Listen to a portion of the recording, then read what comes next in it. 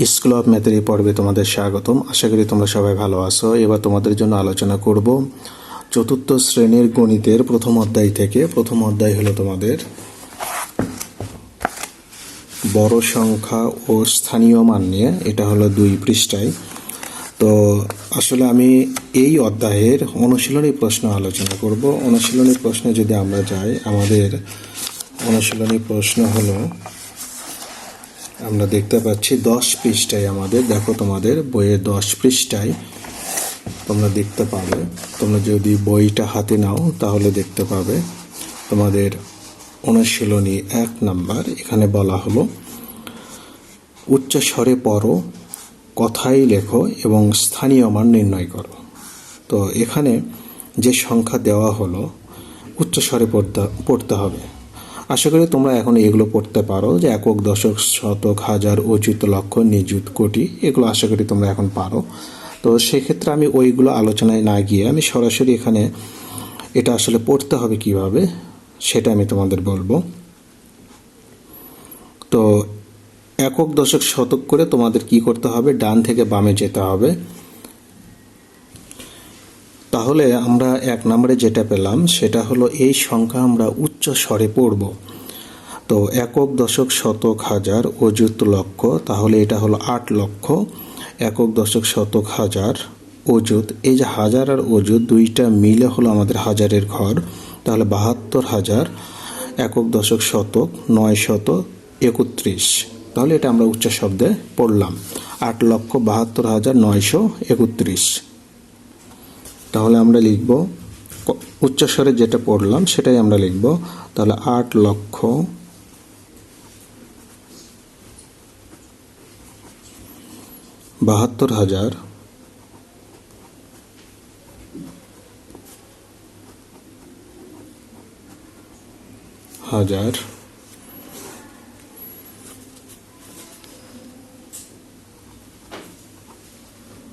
931।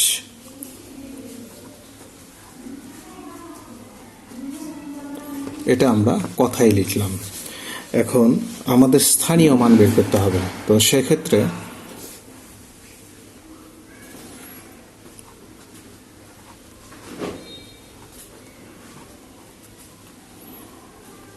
আমরা তাহলে 1-এর স্থানীয় মান আমরা বলবো 1 হলো একক, তার মানে 1 গুণন 1 মানে হলো 1। 3-এর স্থানীয় মান আমরা বলবো দশক, তাহলে 3 গুণন 10 তার মানে 30। তো এখানে 1 একক দাও, এখানে 3 দশক, এভাবে উল্লেখ করো। তারপর 9-এর স্থানীয় মান 9 শতক, তাহলে 9 গুণন 100 900। তারপর আমরা লিখতে পারি 2-এর স্থানীয় মান 2000, সেক্ষেত্রে আমরা লিখব 2 গুণন 1000, তাহলে 2000। ঠিক এইভাবে আমরা 8-এর স্থানীয় মান লিখব। 8-এর পরে আমরা একটু 7-এরটা লিখব। 7-এর স্থানীয় মান 7 হলো অযুত,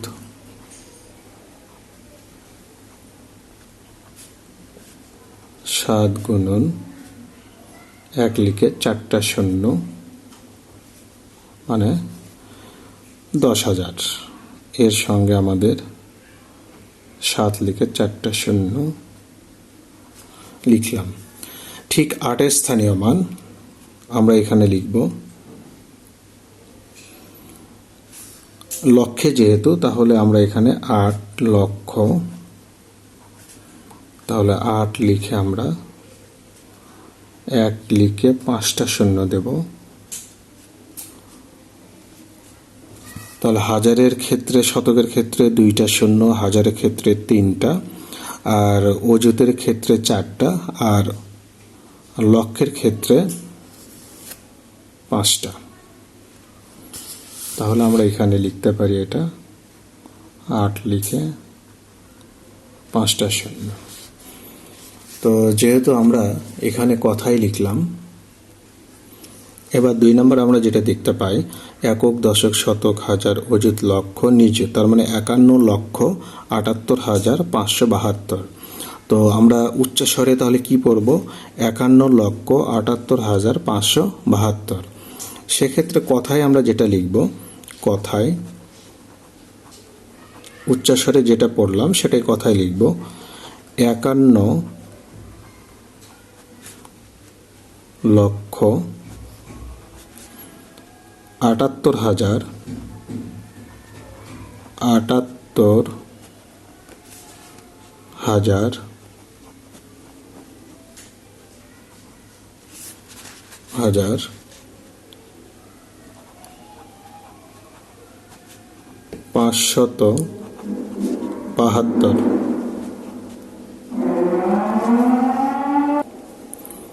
তাহলে আমরা যদি কথায় লেখার পর এভাবে স্থানীয় মান লিখি, তাহলে আমরা এভাবে লিখতে পারি 2 এর স্থানীয় মান 2 একক, 2 গুণন 1 2, 7 হলো দশক, এই কারণে 10 দিয়ে গুণ, 5 হলো শতক, এই কারণে 5কে 100 দিয়ে গুণ 500, 8 হলো হাজার, এই কারণে 8কে 1000 দিয়ে গুণ করলে আমরা পাই 8000, 7 হলো তোমার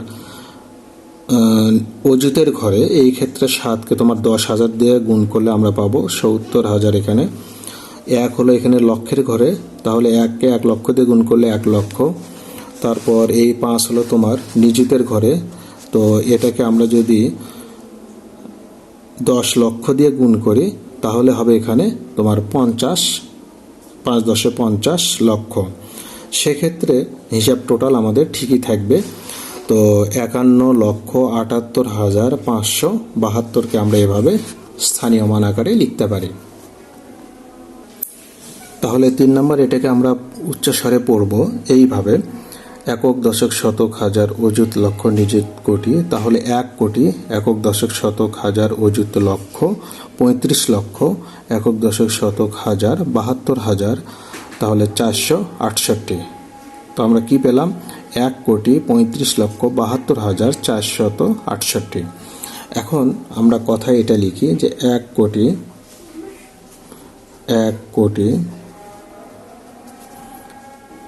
35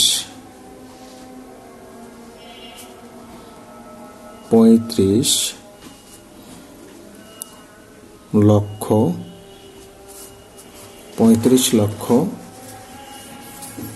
72,000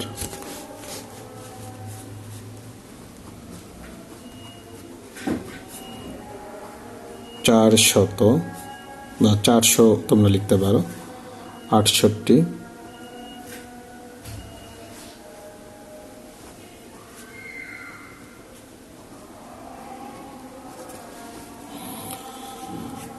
তো কথাই লিখলাম। তোমাদের একটা কথা মনে রাখতে হবে যে 1 থেকে 100 পর্যন্ত চন্দ্রবিন্দু হয় কয়টা ক্ষেত্রে, কয়টা তোমরা চন্দ্রবিন্দু দেবে কয়টা সংখ্যার ক্ষেত্রে। তো এটা হলো 1 থেকে 100 পর্যন্ত 9টা সংখ্যা, তোমরা এটা একটু মনে রেখো। 1 থেকে 100 পর্যন্ত 9টি সংখ্যায় বা 9টি অঙ্কে তোমরা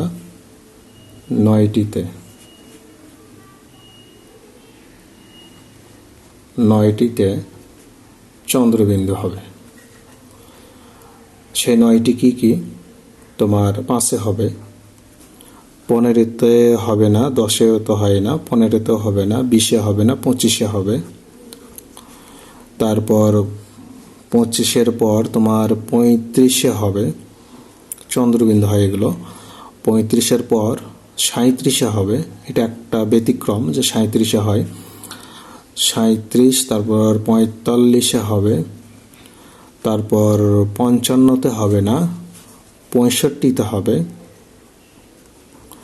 তারপর 75-এ হবে, 85-তে হবে, 95-এ হবে।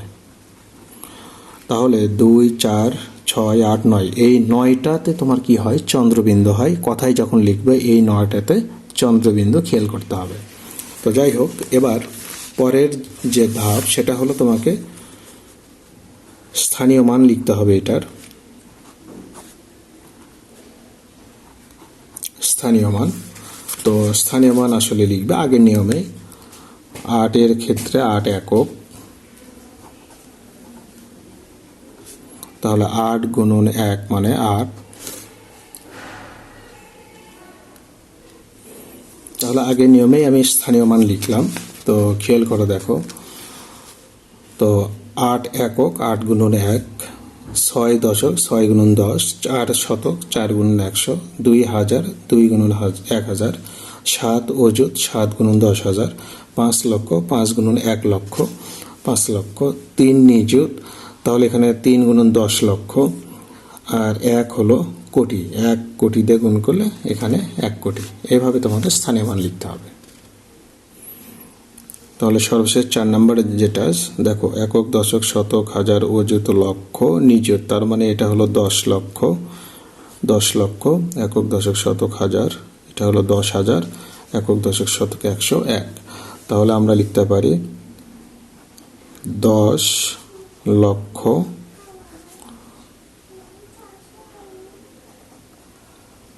10,000, 10,000, 101। স্থানীয় মান যদি আমরা লিখি তাহলে 1-এর ক্ষেত্রে 1 একক, তাহলে 1 গুণন 1 মানে 1। তো শূন্যর ক্ষেত্রে তাহলে কি করবে, শূন্য হলো এখানে যেহেতু দশকের ঘরে, তাহলে আমরা 0 গুণন 10 দেব, তাহলে 0। শূন্যকে যেটা দিয়ে গুণ করো শূন্যই হবে। তাহলে এই 1-এর ক্ষেত্রে আমরা লিখব 1 হলো শতক, তাহলে 1 গুণন 100। তাহলে এই শূন্যর ক্ষেত্রে কি হবে, 0 হাজারের ঘরে, তাহলে 0 গুণন 1000, তার মানে 0। এই 1 হলো তাহলে হাজার, অযুত, 1 হলো অযুত, তাহলে 1 গুণন 10,000 দিয়ে গুণ দাও, তাহলে 10,000ই হবে। তো এরপর আবার 0 হলো লক্ষের ঘরে, তাহলে 0 গুণন 1 লক্ষ, তার মানে 0। এই 1 হলো নিযুতের ঘরে, তাহলে 1 গুণন 1, 2, 4, 6টা 0 দাও, তাহলে 10 লক্ষ। এই তো, এভাবে তোমাদের স্থানীয় মান লিখতে হবে।